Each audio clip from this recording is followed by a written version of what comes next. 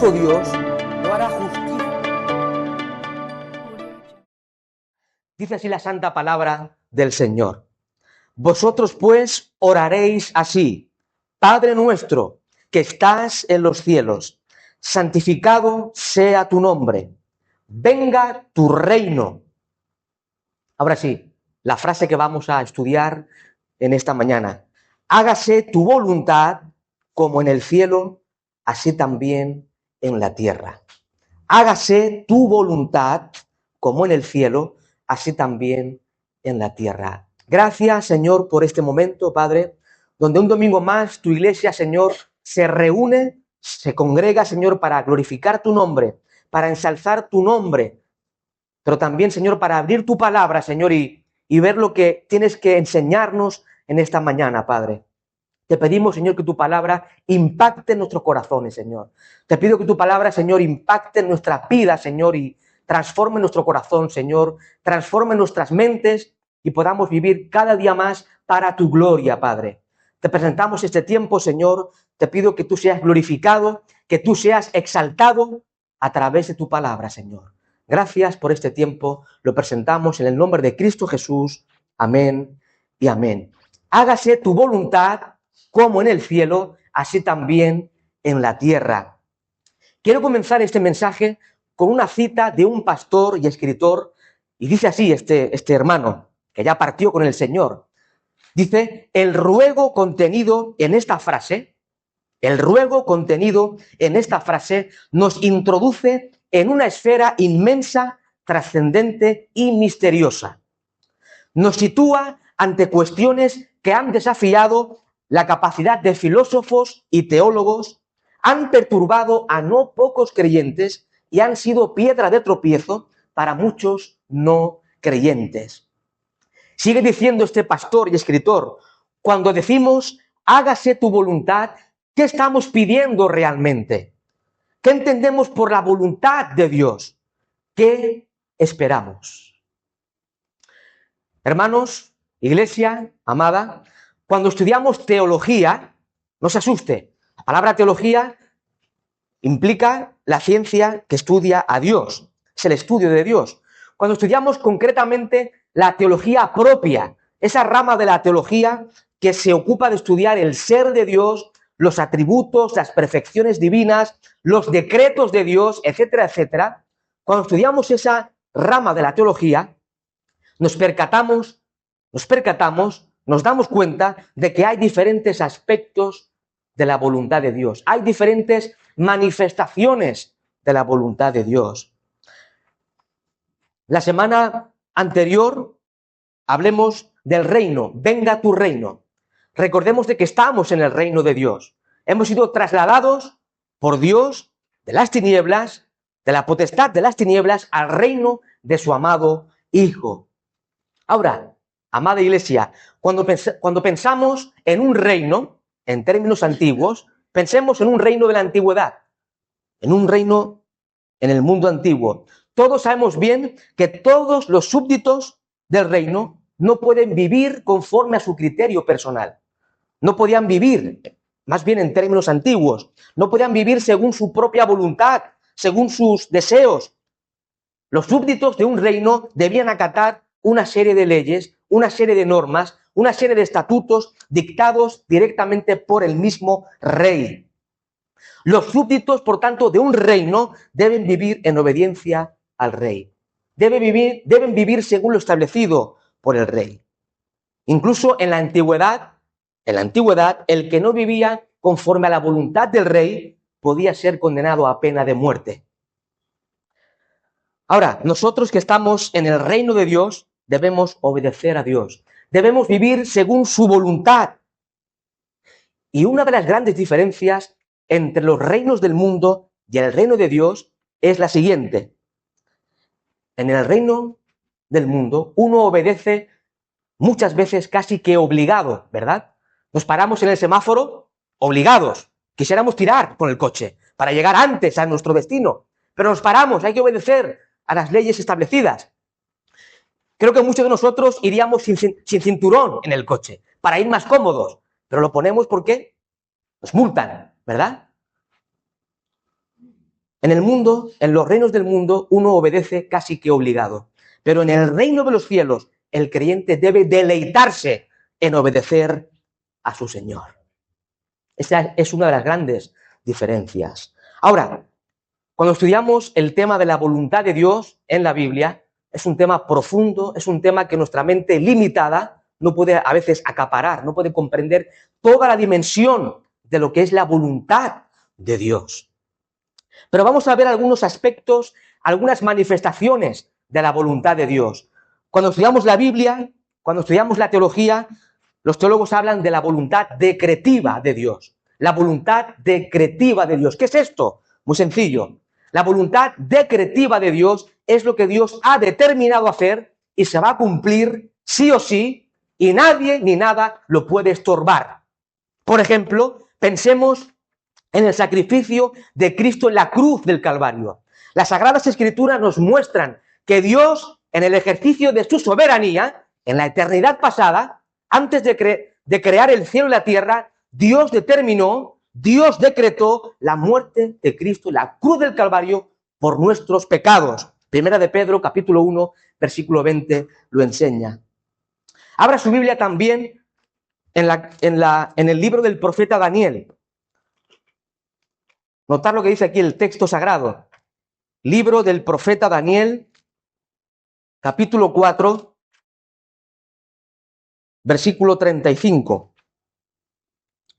Daniel, capítulo 4, versículo 35. Son palabras del rey Nabucodonosor, un rey malvado, impío, que en un momento determinado reconoció la grandeza, reconoció la soberanía del Dios vivo y verdadero. Notar lo que dice la Escritura, Daniel 4:35.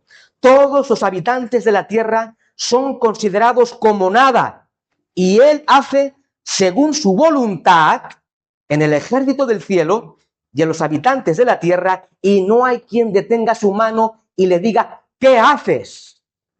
Esta es la voluntad decretiva de Dios. Lo que Dios ha determinado, nadie ni nada puede estorbarlo. Es lo que Dios ha determinado hacer. También encontramos esta voluntad decretiva de Dios en Efesios capítulo 1, versículo 11. Carta del apóstol San Pablo a los Efesios capítulo 1, versículo 11. Escucha lo que dice la palabra de Dios.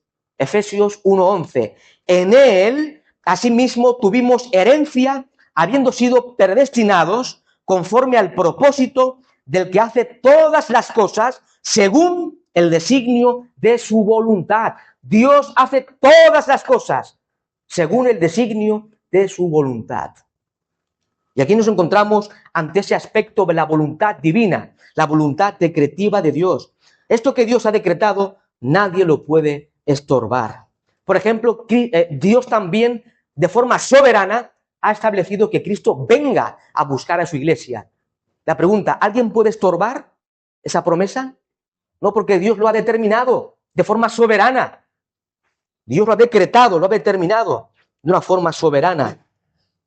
Aquí también nos encontramos, hermanos, en este contexto tenemos que hablar de los decretos de Dios, la doctrina de los decretos de Dios, la cual enseña, a la luz de la palabra, que todo lo que acontece, ¿verdad?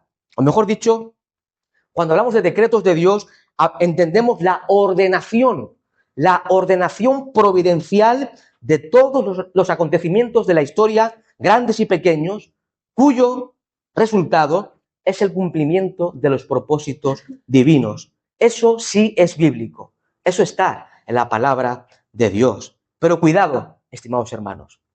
Cuando hablamos bíblicamente de los decretos de Dios, es algo consolador para el creyente. Es algo consolador para la iglesia del Señor. Pero cuidado cómo hablamos de los decretos de Dios. Tengamos cuidado. Podemos rozar una línea y podemos caer en herejía. Si uno habla de decreto de Dios y piensa que Dios ha predestinado absolutamente todo cuanto acontece, esto va más allá de la enseñanza bíblica. Esto va más allá de lo que enseña la palabra del Señor. Por ejemplo, pongo un ejemplo. Imagínese usted que una noche un hombre psicópata secuestra a una niña, la viola, la mata. La pregunta, ¿eso es voluntad de Dios? No, eso no es la voluntad de Dios. No es la voluntad de Dios. Decir que es voluntad de Dios, eso es blasfemar el nombre de Dios. Muchos dirían, no, ha sucedido porque Dios lo ha querido. No, no, Dios no ha querido esa tragedia. No. Es cierto que Dios lo ha permitido, pero no es la voluntad de Dios, estimados hermanos. Es importante enfatizar siempre y resaltar que todo cuanto está en la voluntad de Dios, en sus propósitos, en sus designios, están regidos, están gobernados por la sabiduría infinita de Dios. Está gobernado por la justicia de Dios y su amor infinito. Ahí tenemos la voluntad decretiva de Dios. Lo que Dios ha determinado hacer va a tener lugar.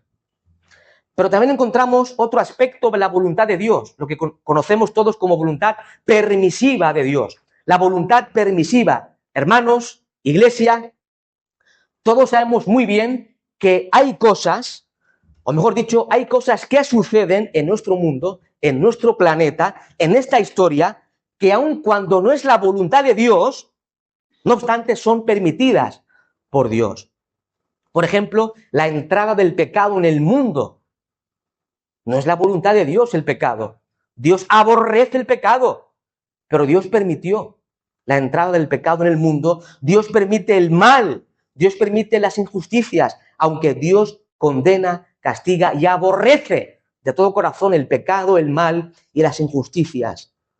Pero son permitidas por Dios, de alguna forma que nuestra mente no puede entender. Ahí tenemos la voluntad permisiva. Cosas que suceden en esta historia, en este mundo, aun cuando no es la voluntad de Dios, sí son permitidas por Dios. También la voluntad de Dios se expresa en la Biblia en un contexto de salvación. La voluntad de salvación. Dios desea que todos los hombres sean salvos. Es el deseo de Dios. Primera Timoteo, capítulo 2, versículo 4, dice el apóstol San Pablo que Dios quiere que todos los hombres sean salvos y vengan al conocimiento de la verdad. Hermanos, iglesia, Dios quiere que todos los hombres sean salvos y vengan al conocimiento de la verdad. Pero la pregunta clave, ¿se van a salvar todos los hombres? No, porque no todos vienen a los pies de Cristo para ser salvos. Pero Dios desea que todos los hombres, que todo el conjunto del género humano vengan a los pies de Cristo. Pero no va a ocurrir. Es el deseo de Dios, pero no va a ocurrir.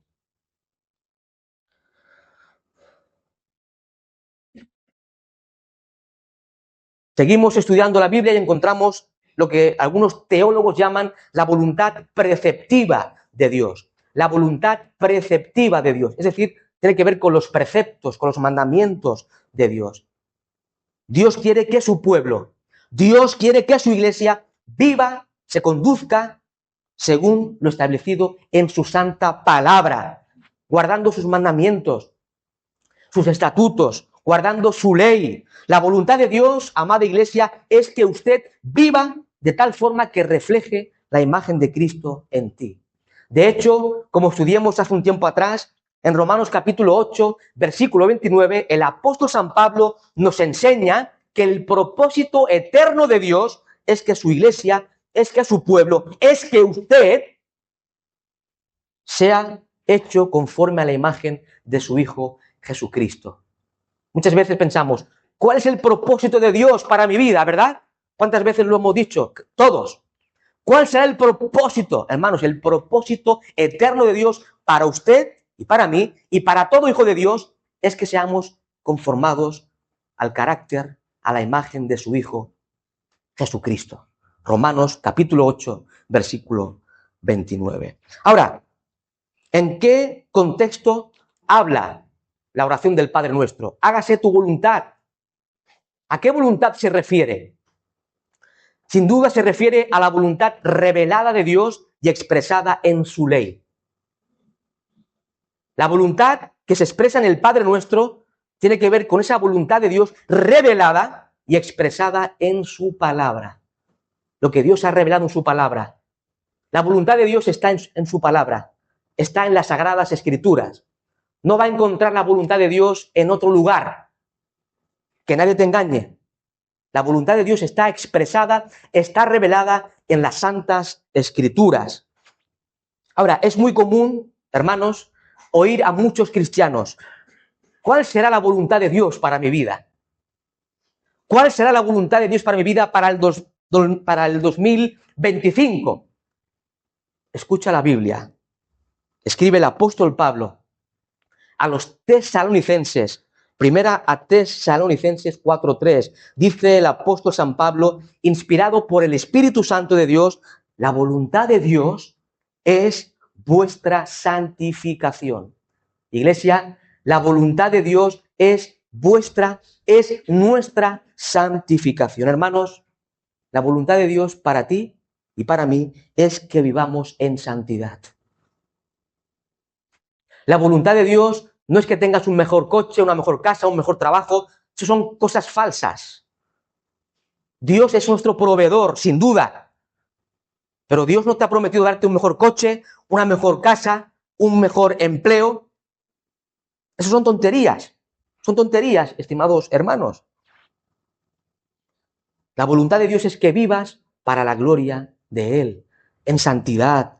Y ahora, vivir en santidad implica apartarnos de lo mundano, apartarnos del pecado y vivir para la gloria del Señor.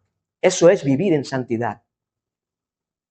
Ahora, ¿cómo puedo vivir en santidad? Uno puede preguntarse. Para vivir en santidad, Iglesia del Señor, es necesario, es vital, es indispensable leer las Escrituras, meditar en la palabra de Dios y aplicar la Biblia a nuestra vida personal día a día. ¿Estamos leyendo la Biblia?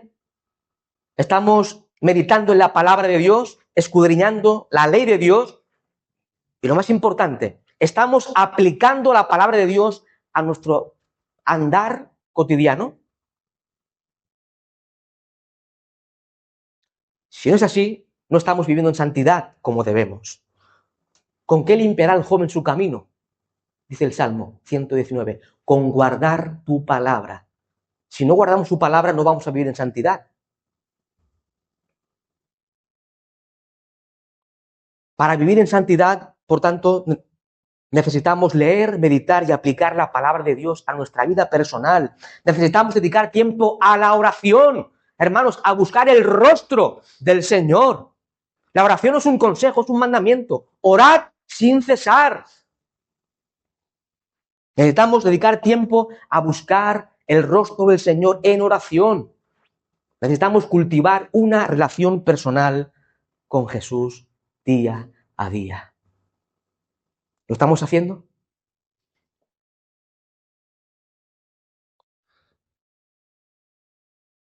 Después de pedir en el Padre Nuestro que el reino de Dios se expanda y venga a nosotros, se expresa que se haga su voluntad.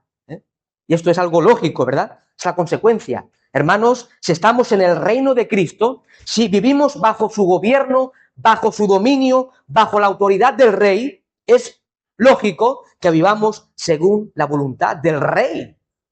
No según tu propia voluntad, sino la voluntad del Rey. Dice un comentarista que es el deseo natural en el creyente de que todo se sujete a la voluntad de Dios sin resistencia. Hermanos, esto es un deseo natural en todo hijo de Dios, de que todo se sujete a la voluntad de Dios sin resistencia. Y esta debería ser nuestra oración. Recordemos de que estamos ante una oración modelo.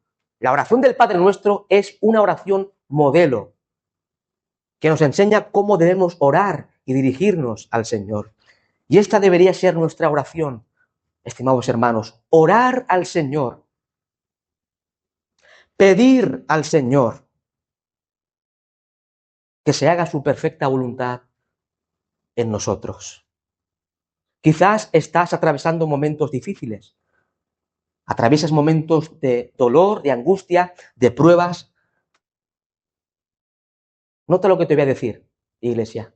No pidas a Dios que aparte de ti el sufrimiento. No pidas a Dios que aparte de ti la prueba. Esa no es la voluntad de Dios. La voluntad de Dios es que tú pidas a Dios que sea hecha su voluntad en tu vida. El sufrimiento es algo que nos va a acompañar hasta que entremos en la gloria. En el mundo tendréis aflicción, pero confiad, yo he vencido al mundo. Es una promesa. Al igual que Cristo prometió que el que cree en Él tiene vida eterna, también Cristo prometió que seguirle a Él implica sufrir. El que quiera vivir piadosamente en Cristo Jesús padecerá persecución, dice el apóstol San Pablo. Y dice la Escritura también que es necesario que a través de muchas tribulaciones entremos en el reino de Dios. Es necesario padecer, sufrir. Por tanto, hermanos, si estás sufriendo, si estás pasando por momentos de prueba, de dolor, incluso de profunda angustia, no pidas a Dios que aparte de ti la prueba. Pide a Dios que sea hecha su voluntad en tu vida. Es el patrón bíblico para orar. Eso es lo que enseña la palabra de Dios. Dios no te ha prometido apartar de ti la prueba. Dios no te ha prometido apartar de ti la aflicción. Más bien, Dios te ha prometido estar contigo en los momentos difíciles. Salmo 91:15 dice la Escritura, con Él estaré yo en la angustia. Dios ha prometido estar con usted en medio de la angustia. Qué consolador, ¿verdad?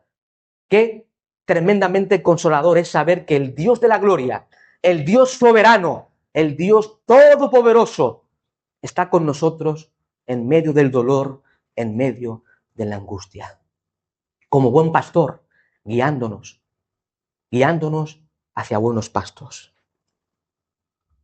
También dice el apóstol Pablo en Filipenses capítulo 4, versículo 6, por nada estéis afanosos, sino sean conocidas vuestras peticiones delante de Dios en toda oración y ruego, con acción de gracias, y la paz de Dios, que sobrepasa todo entendimiento, guardará vuestros corazones y vuestros pensamientos en Cristo Jesús. Pero aquí el texto sagrado no dice de que Dios va a quitar de ti la prueba o el dolor.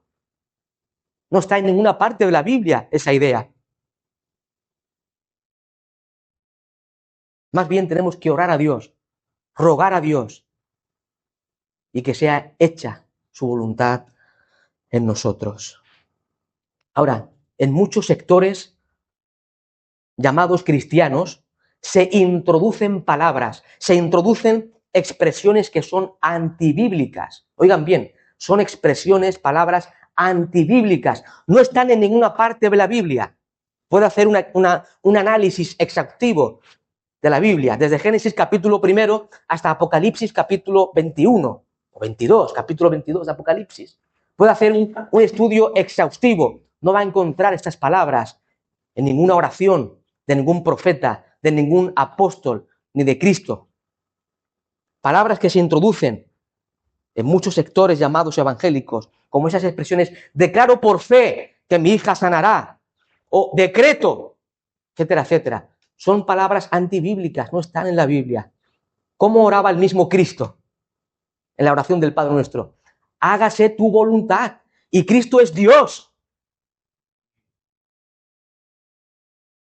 Él sí que puede decretar porque es Dios.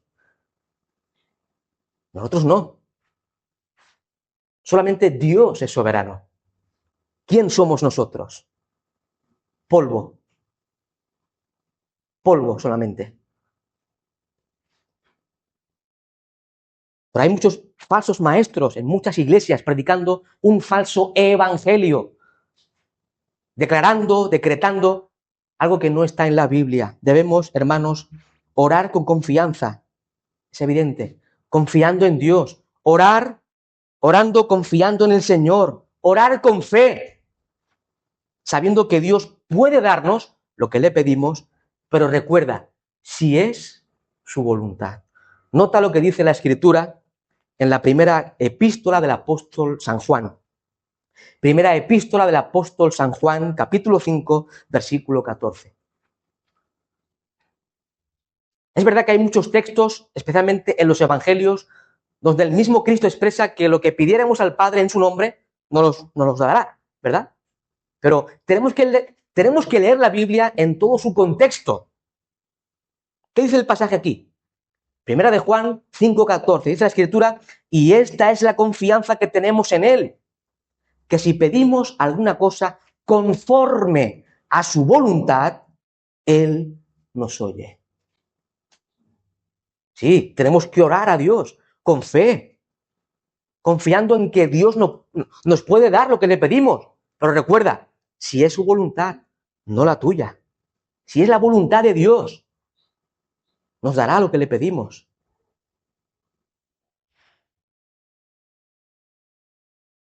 Un hijo del reino, un súbdito del Rey de Reyes, debe deleitarse en que sea hecha la voluntad del Señor. Hermanos, ¿te deleitas en la voluntad del Señor? ¿O solamente te deleitas en tu propia voluntad, que es una voluntad caída, pecaminosa? ¿Te deleitas en la voluntad de Dios, aun cuando pasas por momentos que no entiendes?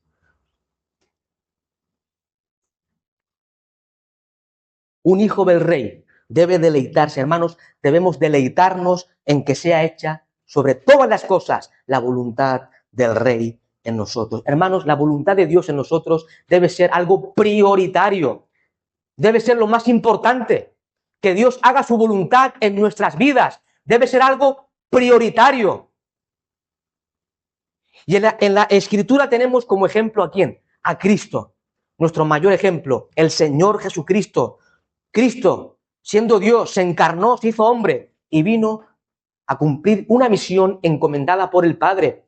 Cristo, siendo soberano, siendo Dios, se sometió a la voluntad del Padre. Y en la Escritura tenemos el ejemplo por excelencia que es Jesucristo. En Juan 4:34, Jesús dijo en cierta ocasión, mi comida es que haga la voluntad del que me envió. Tremendo. Mi comida es que haga la voluntad del que me envió. Lo más importante para Cristo era hacer la voluntad del Padre. Su comida era hacer la voluntad de aquel que le envió.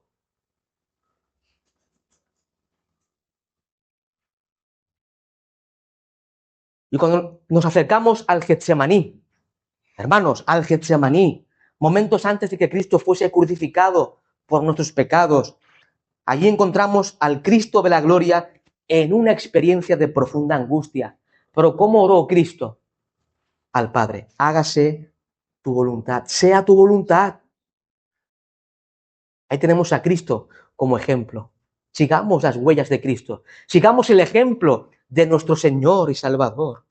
Estimados hermanos, debemos orar al Señor. Debemos desear con un corazón sincero y humilde obedecer al Señor, obedecer a nuestro Rey. Debes anhelar obedecer a tu Rey, hacer su voluntad. Debes anhelar profundamente hacer la voluntad de Dios, vivir en armonía con su palabra, vivir guardando sus mandamientos y su ley en tu corazón. En primer lugar, debemos orar. Hermanos, es una oración modelo para seguir esos pasos. Debemos orar para que nosotros mismos vivamos en obediencia a Dios y su palabra. Pero también es una petición que deberíamos hacer por nuestros hermanos en la fe. Deberíamos orar, en primer lugar, por nosotros mismos, para que nosotros nos sometamos a Dios, a su palabra, pero también debemos orar por nuestros hermanos en la fe, para que ellos también vivan en conformidad a la voluntad del Señor, se rindan a la voluntad del Señor, obedezcan sus mandamientos, vivan conforme a su palabra. Incluso, hermanos, es una petición que aún va más allá y expresa el deseo de que Dios sea obedecido por otras personas que ahora viven sin Dios. Deberíamos orar pidiendo a Dios que su voluntad sea el deleite de todo hombre. Hermanos, deberíamos orar pidiendo a Dios que su voluntad sea el deleite de todo hombre.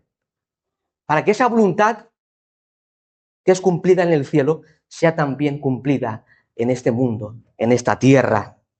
Hágase tu voluntad como en el cielo, también en la tierra. Que aquellos que viven sin Cristo sean ganados por el Evangelio y se haga la voluntad de Dios en ellos. Que la voluntad de Dios, que la obediencia a Dios sea una realidad en este mundo, en esta tierra. Dice un autor que esta petición tiene que ver con el deseo de que la tierra se parezca cada vez más al cielo. Es una petición que tiene que ver con el deseo de que la tierra, esa tierra caída, corrompida por el pecado, se parezca cada vez más al cielo, donde Dios es obedecido sin ninguna resistencia, sin reserva, de modo gozoso y voluntario. En el cielo nadie se le opone a Dios, a su voluntad. Los ángeles obedecen de una forma inmediata a la voluntad del Rey.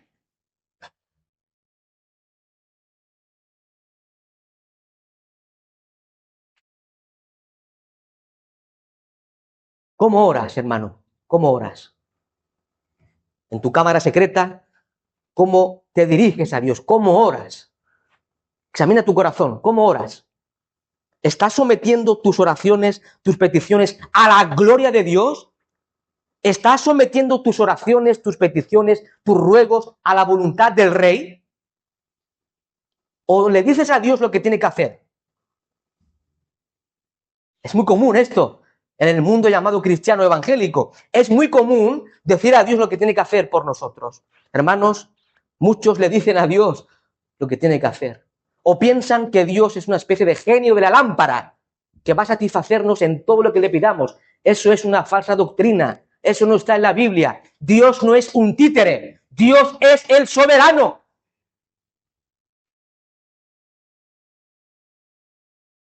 Nosotros debemos someternos a la voluntad de este Dios soberano, no Dios a la nuestra.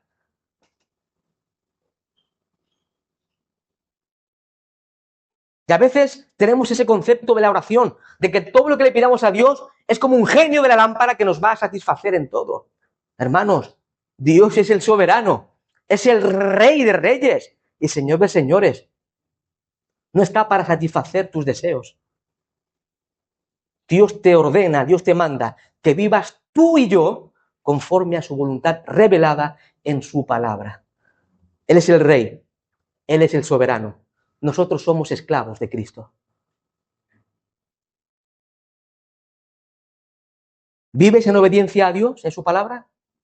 Examina tu corazón, hermano. ¿Estás viviendo en obediencia a Dios, en su palabra? Recuerda que ya no puedes vivir como a ti te dé la gana. No puedes vivir. Si estás en el reino de Cristo, ya no puedes vivir como a ti te parezca mejor. No puedes vivir según tu criterio personal, según tus costumbres, según tu propia voluntad.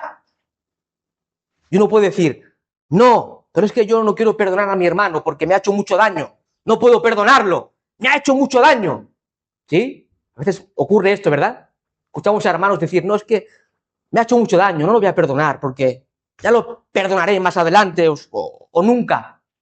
Otros dicen, no quiero amar a mi esposa como Cristo amó a su iglesia, porque yo soy el hombre y, y yo tengo que hacer lo que yo quiera. Esto pasa mucho en el ambiente llamado cristiano. Si no perdonas, si no amas, examina tu cristianismo. Examina tu corazón. Lo más probable es que no tengas a Cristo en tu corazón. Porque el que tiene a Cristo ama. El que tiene a Cristo perdona. El que tiene a Cristo vive según lo establecido en su palabra. Aun con fallos, con errores, con caídas. Pero siente un profundo anhelo en su corazón de vivir para la gloria del Rey. No, es que yo no quiero perdonar porque me han hecho mucho daño. Yo no quiero amar como dice Dios en su palabra. Examina tu vida. Examina tu cristianismo. No somos llamados a hacer nuestra voluntad, sino la voluntad de Dios. ¿Estás en el reino de Cristo, donde el Rey y soberano es Él, no tú? Estamos en el reino de Cristo. Cristo y solo Cristo es el Rey y soberano, donde debes vivir conforme a su ley, conforme a su palabra. Recuerda que un cristiano, básicamente en la Biblia, un cristiano es un esclavo de Jesucristo. Eso es un cristiano en pocas palabras. Creo que la mejor definición de un cristiano es esta: esclavo de Cristo. Un esclavo de Cristo. ¿Eres discípulo de Cristo? Pregúntate, ¿eres discípulo de Cristo? ¿Eres cristiano? ¿Estás guardando sus mandamientos? ¿O vives como a ti te parezca mejor? ¿Vives según tus propios mandamientos o según los mandamientos del Señor? ¿Cómo vives, estimado hermano? Escucha la palabra de Dios, palabras de Cristo. Juan 14:15.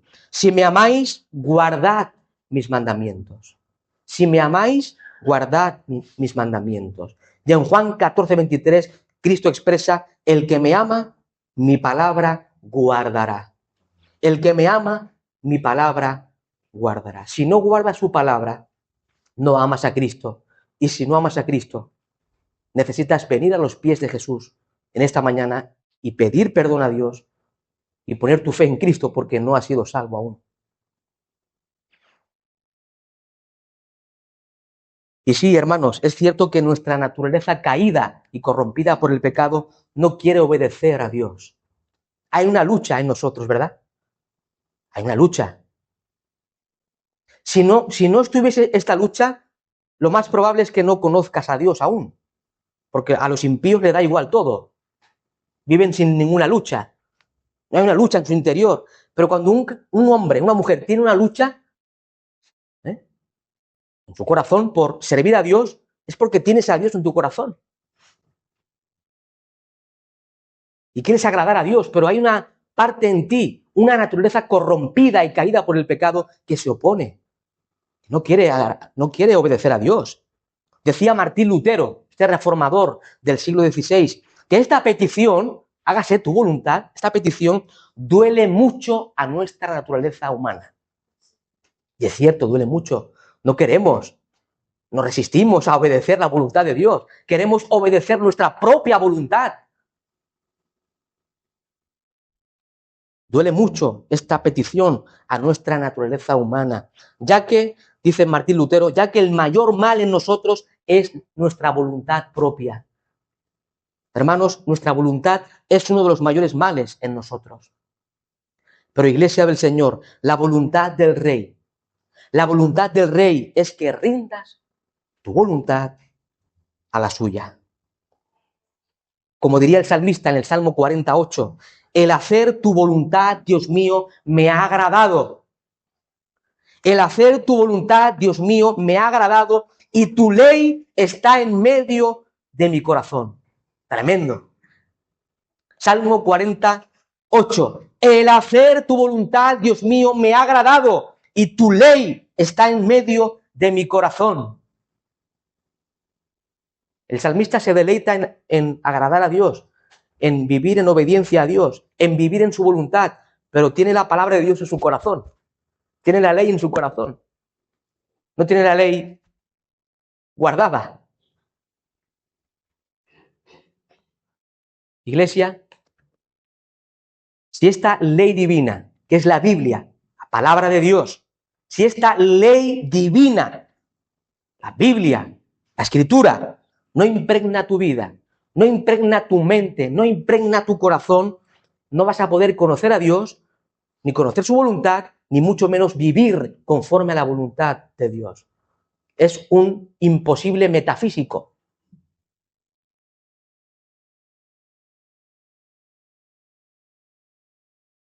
Es hora, Iglesia del Señor, es hora de acercarnos a la palabra de Dios. Es hora de acercarnos con ansia, con profundo anhelo a la palabra de Dios, a las Sagradas Escrituras, para leerla, meditarla, deleitándonos conociendo al Dios de la Biblia y conociendo su voluntad. ¿Quieres conocer la voluntad de Dios, hermano, hermana? Lee la Biblia. Si no, es imposible conocer a Dios y su voluntad. No esperes que venga un profeta o un ángel. No va a venir ni el profeta ni el ángel. Dios te ha dado su palabra, las Escrituras. No esperes conocer la voluntad de Dios si no tienes la Biblia en tu corazón. Es imposible. Debemos acercarnos a la Biblia para conocer al Dios de la Biblia, conocer su voluntad y ponerla en práctica en nuestras vidas día a día. Pero ¿cuánto tiempo pasas con la Biblia? Sería un buen comienzo de año, ¿no? Proponernos leer la Biblia. Pero no solamente leerla, sino meditar la Biblia. Y lo más importante, aplicarla. Porque hay muchos que leen la Biblia, pero la leen como si fuese un libro de historia. Eso es pecado. Es pecado contra Dios. Hay que leer la Biblia para vivir la Biblia. Si no, no leamos la Biblia. Podemos saber muchos términos teológicos, mucha filosofía, mucha historia del cristianismo. Si no vivimos conforme a la Biblia, estamos pecando contra Dios. Hermanos, para este año que entramos, sería algo estupendo, algo glorioso, que nos acerquemos más a la Biblia, dediquemos más tiempo a la palabra de Dios, a leerla, a meditar en nuestra mente lo que hemos leído, a pensar en lo que Dios nos dice en su palabra y a vivir conforme a lo que Dios ha establecido en su palabra. La voluntad de Dios está revelada únicamente, exclusivamente en este libro, en su palabra. Vamos a la Biblia, hermanos. Y cuando nos acercamos a la Biblia, la leemos, la meditamos, las escudriñamos y nos deleitamos en conocer a Dios y su voluntad, debemos expresar como el joven Samuel: habla porque tu siervo oye. Habla, Señor, porque tu siervo oye.